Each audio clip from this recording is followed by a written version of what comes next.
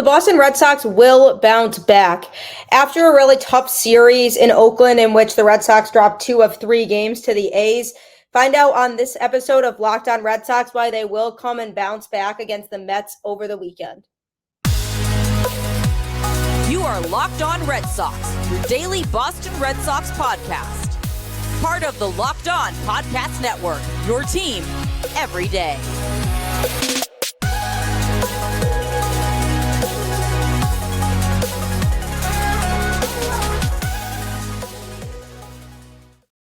Welcome to Locked On Red Sox, part of the Locked On Podcast Network, your team every day. I'm your host, Gabby, former ESPN social media associate and current host of the Boston Balling podcast, here to bring you the latest in all things Boston Red Sox. Thanks for making the show your first listen of every day. Happy Friday. It's the weekend. We are here. You made it. Hopefully you didn't have too stressful of a work week, although the Red Sox did make us stay up late for some very irritating games that took place in Oakland. Obviously a tough series over there, in one that the Red Sox easily should have been able to win, but instead they fell in 2 of the 3 games against the A's. I do want to remind you for a second that the Braves did lose a series to the A's earlier in the season. Not that that's excusing anything, but it does go to show you that that's baseball and weirder things happen. But it's more for me the time that they lost the series. This is not the time to be losing a series to Oakland when you're really, really in a tight wild card race and you're running out of opportunities. And they did lose a game in the wild card race during that series. So it's tough to lose when they did. So I have more of a problem with that than just simply it being the A's themselves. This weekend, the Red Sox have a chance to redeem themselves facing a Mets team that obviously has severely underperformed this year, considering the talent on that roster.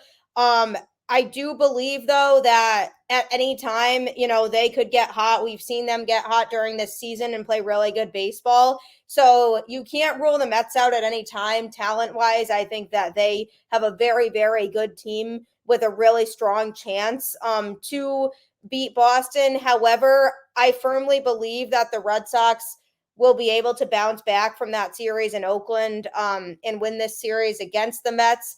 Previewing, some of the pitching matchups here I'm going to go into on this episode and talking about why I feel confident overall and who the Red Sox have on the mound.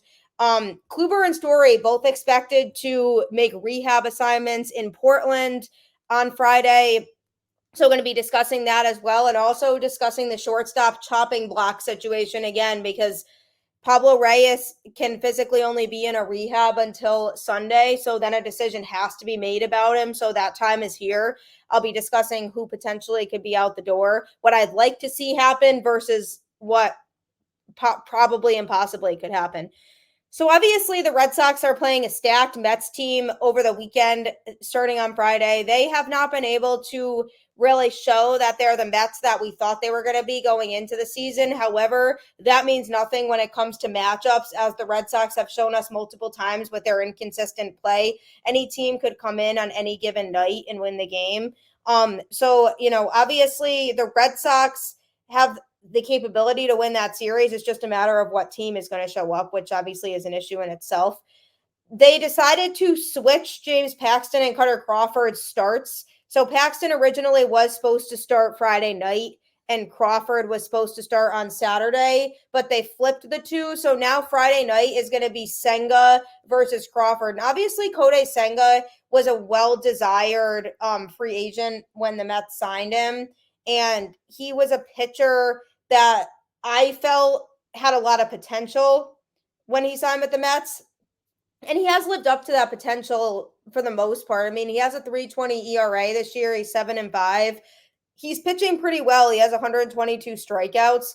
He's been getting, competitive at-bats at the plate, but he is a pitcher that the Mets have really relied on a lot this season. So him going up against Crawford, my worry would be is that Crawford does have, a problem sometimes with the walks. We saw it in his last start. He gave up 4 walks.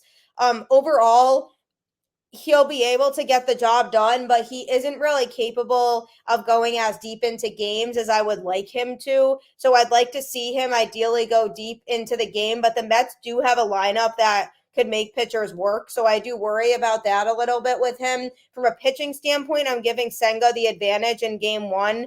However, I think the Red Sox offense has shown that they can hit against really good pitchers. So if they can do what they're best at and really work those pitch counts and get it high for him so that he gets out of the game earlier and work with the Mets bullpen, then I like the Red Sox chances. I think one of the Red Sox biggest strengths offensively as a collective unit is their ability to really make pitchers work and bump up those pitch counts and not settle at the plate. Overall, the plate discipline as a group has improved over the season, has progressed. So if they can really work his pitch count and get him out of the game on the earlier side, then I think the Red Sox will be in good shape, because I don't see Crawford going that deep into the game. He's averaging about 4 or 5 innings per start, which is not terrible, but ideally if you want him to be a longer term part of the rotation, then you want to make sure that he can pitch in those later game situations and relieve the bullpen a little bit. So I would hate to see him have a short outing and have the bullpen have to work early on in the game. So I think, longevity and also him being able to maintain his control on the mound and not give up a lot of walks, then I like the Red Sox chances. But overall, I do give Senga the slight pitching edge there, not by much. I just think, the Red Sox really need to be able to work his pitch counts a little bit. So then obviously Paxton is pitching game 2 for the Red Sox. He's going against Max Scherzer, who has a 3.99 ERA on the season, and he's 8-3. So they're winning when he's pitching. The Mets are coming through for him when he's on the mound. The thing with Scherzer this year is he has suffered some injuries. He's had 17 starts. So he's, pitched a decent amount, but he's getting up there, when it comes to his career. So it's hard to really know how much longer he's going to do this. I think Paxton overall, since coming off the IL, has been more effective than Scherzer has been for the Mets. I think Scherzer has the capability of getting in trouble early on in games, and he gives up a good amount of home runs. So, the Red Sox obviously aren't a consistently home run heavy team. But the issue with Scherzer, I think if the Red Sox can really take advantage of just trying to make contact and hit the way that they're used to hitting and get themselves on base, he hasn't been the best with getting out of jams this season for them. So I think the Red Sox really can take advantage of where he's at right now. He's been very, very inconsistent. So if the Red Sox get him on a night where he isn't really at his best, it could be a fun night for the Red Sox. But if he is pitching at his best, he still has some of that ace caliber stuff in there, a glimmer of it. So I'd like to see, the Red Sox really be aggressive with him, because he is used to facing hitters who may not be as aggressive and might not be able to select pitches the right way. So I think somebody like Duran or Devers, could really, really try to take advantage of that long ball in the series this weekend. So, and obviously when it comes to Duran, I mean, he hits really, really well against righties. So this matchup could really favor him against Scherzer. So hopefully he's in the lineup for the game. And then obviously with Paxton, I mean, Paxton will go deep into the game. Most likely he did not have a good start in his last start against the Cubs, but he was due for a performance like that because he hadn't, pitched that badly all season since he's come off the IL. So I'd like to see him go deep in the game. I'd like to see him shut down hitters. He's been getting a lot of swings and misses. So hopefully the Red Sox can get him that run support, because he's been super effective all season. So I'm not really too concerned about his start. And then on Sunday, the Red Sox starter is TBD as of right now, but the Mets have Carlos Carrasco going. He's definitely a beatable pitcher. To me, Carrasco is not the type of pitcher to be worried about. So game 3 is likely going to be a bullpen game for the Red Sox. Carlos Carrasco right now is at a 535 earned run average. He's really not pitching overly well. So the Red Sox can definitely take advantage in that game. So I truly believe when it's all said and done, the Red Sox bounce back and take 2 of 3 here. But they're going to have to bring the offense. They're really just going to have to be able to bring the offense is what it's going to come down to. Coming up, I'm going to be talking about Corey Kluber and Trevor Story because they're both expected to make rehab starts this weekend. Kluber is going to be pitching for Portland Friday night, and Story is scheduled to be with Portland for the whole weekend series. So coming up, I'm going to be talking about that.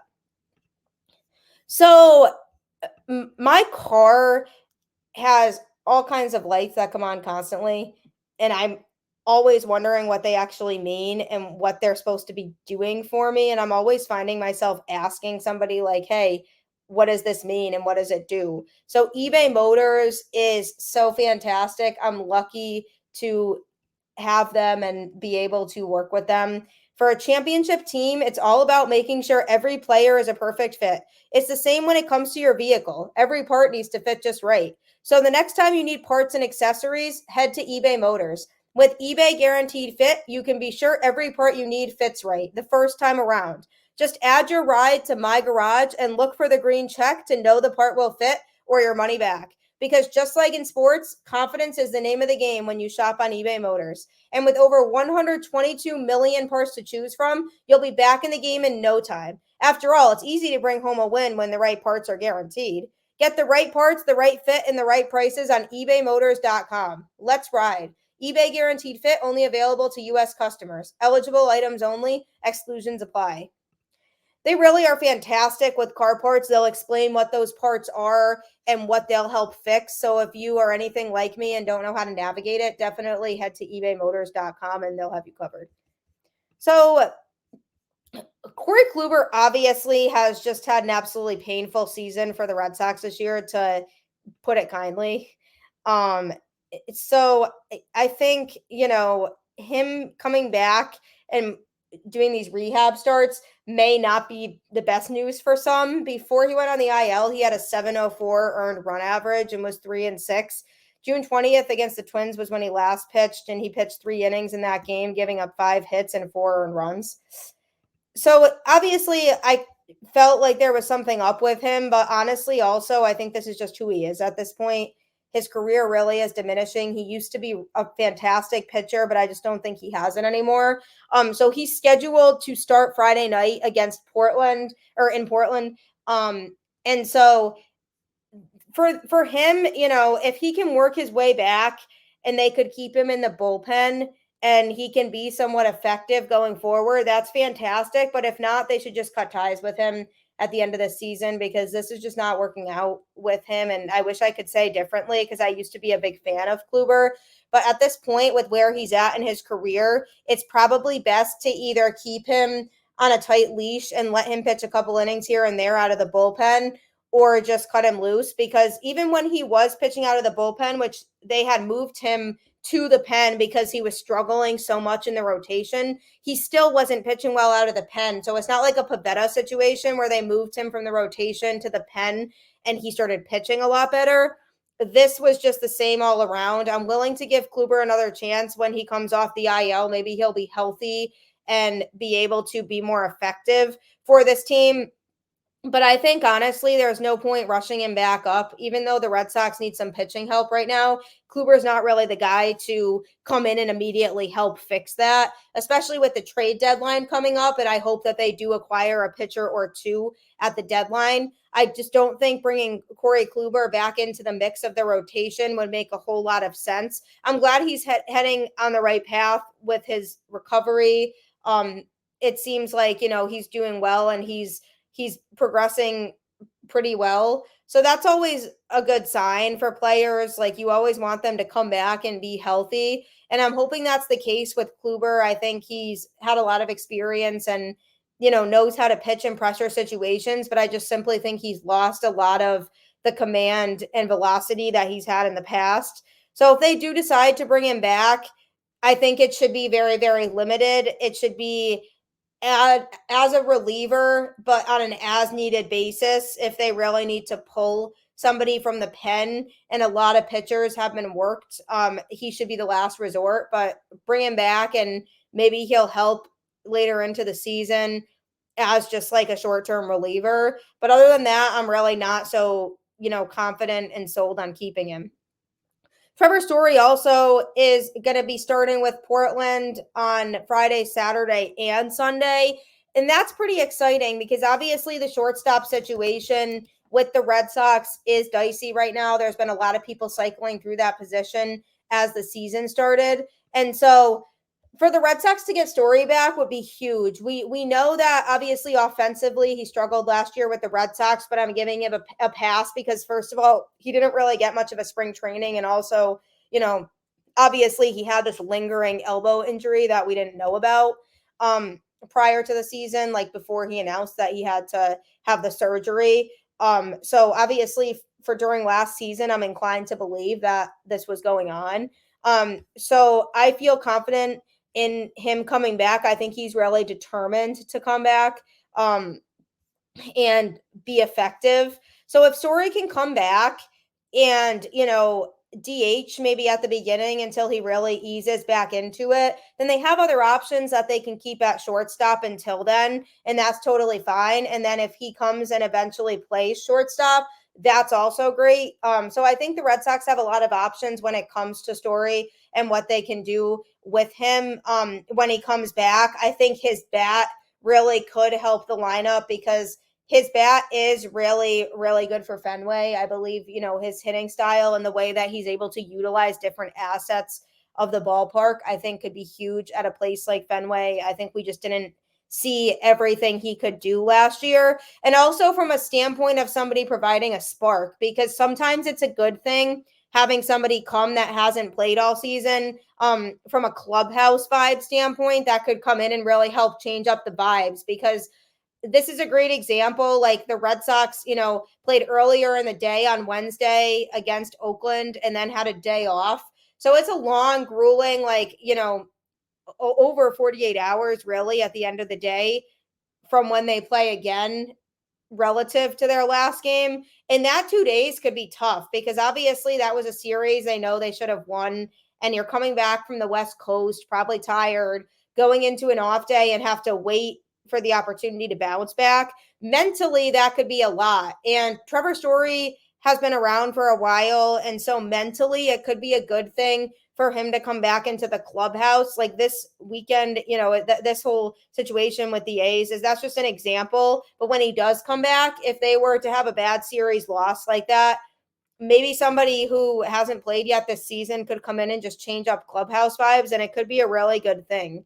So I'm excited to see Story come back. I hope he continues to progress and his rehab starts go well, because I'd love to see him back up here, especially if they are making a run or really, really close to making a run. He could be the difference that they need to get over that hump and land themselves a wild card spot. I've been a fan of them signing Trevor Story since they signed him. I think the injury was a real bummer because at first I was like, well, there's no contingency plan for this. Like, why would they sign him knowing his injury history and not have a contingency plan? But then when they found the contingency plan by signing Reyes and signing Chang, then I was like, all right, well, defensively, these guys are pretty good. So they can kind of fill the void until Story comes back. Obviously, at first they tried it with Kiké and it just wasn't working.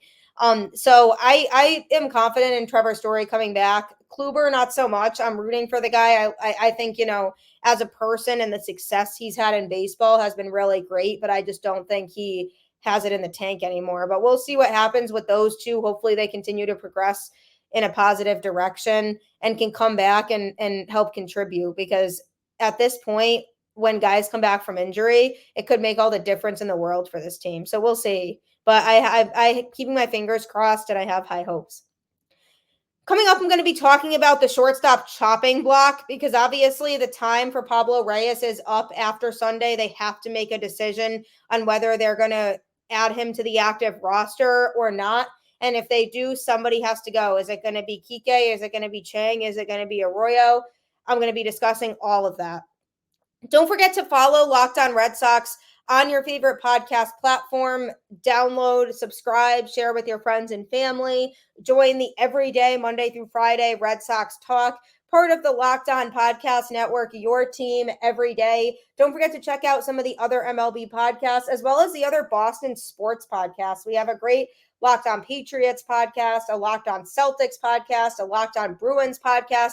Obviously, there's a lot going on with those teams right now in the off season. For all of them, football season is right around the corner, so it could be a great time to tune in to Locked On Patriots as well. So a lot of talent at this network. So I highly encourage you to look around, look at some of the other shows, and really learn more and gain more information and insight about other teams across baseball or just in other sports if you want to catch up with the other Boston teams. So follow those shows, follow the Locked On Network, continuing to provide you content every day on your favorite team. So obviously Pablo Reyes is now in a situation where the Red Sox are forced to decide after the weekend if they want to add him to the active roster or not. They don't have to, in which case then everybody who's there right now would be able to stay in their present spots, and Reyes just wouldn't be part of the active roster. And if they do decide that they don't want to keep him on the roster, then they would just DFA him. And that's,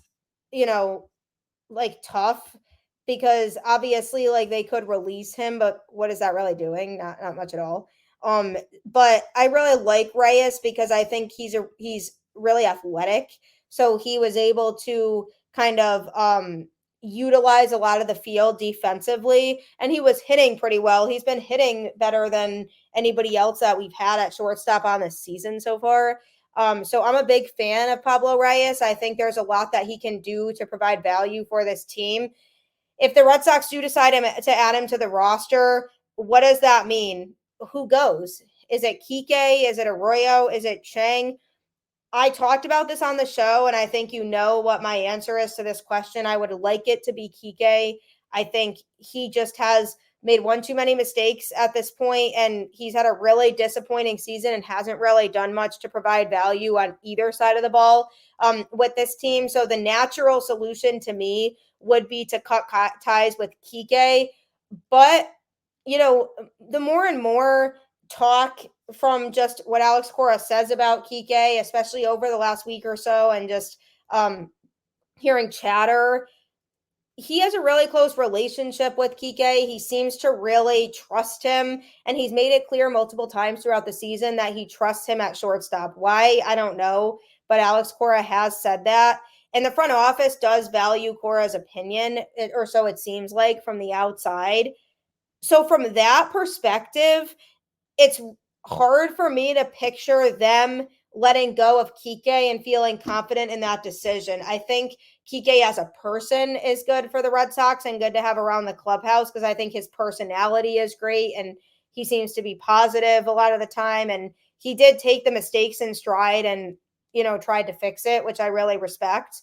So it's always good to have guys with that kind of work ethic around the clubhouse. So it's hard for me to feel like they would get rid of Kiké and feel okay with that decision, because how would Alex Cora feel? He might be disappointed if the Red Sox do that, because it seems to me like he really, really has a good connection and relationship with Kiké. So it might not be him. Honestly, if it's not him, I think the next logical choice is Christian Arroyo. And I say that because, he's been struggling a lot lately too. He hasn't been terrible defensively, but he really hasn't been hitting that well. What I could see the Red Sox saying about him is that he can be clutch sometimes and get a big hit for the Red Sox when they need it. But how often can he really do that? And how important is that really? Like when you have other hitters in the lineup who can hit at opportune times, like Justin Turner is the most clutch on the team offensively. So do you really need Arroyo for those every once in a while situations, or does it make the most sense to get rid of him because it affects the team in the least way? Yu Chang obviously has not been good at hitting, but defensively he's been super good, and it is a good person to have on the roster, especially for, when Trevor Story eventually does come back and won't be able to play every day. And if he's primarily DHing a lot at the beginning, you do want somebody playing shortstop who defensively can be relied upon, because in my opinion, whoever's in that spot, their defense right now is more important than their offense, because the Red Sox do have a lot of talent in the lineup, and we know what they can do offensively as a unit. They can put up a lot of runs in games. So that, to me, isn't as much of an urgent priority. I think the defense has been a much bigger problem for the Red Sox this season. So I'd rather have them keep somebody to play in the middle infield who can be reliant on defense more so than offense. So I would take Chang over the other two any day of the week, because he has really good defense. And that, to me, is the most important thing when it comes to finding somebody to keep in that middle infield. There's going to be a hard decision made. I could see them cutting ties with Reyes because they feel like he has made the least impact. But I like Reyes. Like I said, I think he has a lot of good qualities, and he could really serve this team well when he does come back. So I'm on the train that my first choice would be Kiké, because he just has had a disappointing season. But from the Red Sox standpoint, they might not see it that way. They might justify it as, well, Kiké is a utility player, and it's always good to have guys like that here on the roster. And also because of Alex Cora's relationship with Kiké, it might be really hard for them to justify cutting him. So it's a hard decision. I think there's pros and cons to all of them. But if I'm making the decision for the front office, I'm doing Kiké. But if I'm the front office, I could see Arroyo getting let go. I just think Chang's defense at this point right now is too valuable, especially because it's still going to take Story some time with his rehab starts before he comes back. So you can't just be like, okay, we'll just, drop Chang and just deal with a mediocre defender playing there until Story comes back, because their defense has cost them a good amount of games this year in those defensive deficiencies. Obviously, Chang wasn't fantastic defensively in that series against Oakland, but overall, he is a pretty good defensive shortstop. And so I'd rather keep the person who can play defense, because the Red Sox are going to be able to hit. I think Trevor Story's bat is only going to help enhance the Red Sox offense. So as a whole, I really, really do think they should prioritize keeping defense when it comes to making that decision. But you never know how the Red Sox look at it. They could see these players in a completely different way than I'm seeing them. And they could be like, oh yeah, like we don't really see that Reyes is as valuable to this team as the other guys. They know what goes on in the clubhouse. I don't. Alex Cora is there with the players every day. He has so much more of a say in this, I think, than I, realize or anybody else realizes, because he works with them on a daily basis. He needs to be comfortable with the group of guys he has in that clubhouse in order for him to be successful as a manager and them to be successful as a team. So Alex Cora definitely has a say in this. I think it's going to be really telling based on what they do, how much of a say he has. But we'll see what happens. Again, like, I'm not doing this just to bash Kiké Hernandez, because in his entire career overall, I've liked him. But I just think that he just doesn't really have a place here anymore. And I think getting rid of him, to me, would hurt the team the least. But ultimately, at the end of the day, that's up to the Red Sox. I hope you have a fantastic weekend. Let's hope the Red Sox can bounce back. And my prediction is correct that they take 2 of 3 against New York. The Mets are such an unpredictable team because they're so talented. They just haven't really been showing up as much. They have some competitive pitching on the mound.